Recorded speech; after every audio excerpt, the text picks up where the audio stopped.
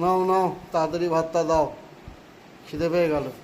এই তো ভাত হ্যাঁ বাড়া গো, হয়ে গেছে। সকালে যে আমি অত তোমাকে সবজি এনে দিলাম, তুমি যে কি রান্না করলে, এই শুক্তো আর মাছের ঝাল, আর কিছু হ্যাঁ, করনি? আবার কি হবে? এই দেখো আর এটা না, কি করেছো? কি সুন্দর মাছের ঝাল করেছি লাল লাল করে। এইটা কি?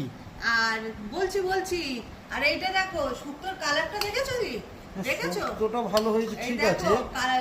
ঘন ঘন করে তাহলেও শুক্তো হয়েছে। শুক্তো হলেও তো শুক্তোর সঙ্গে তো মানুষে বেগুনি করে একটু।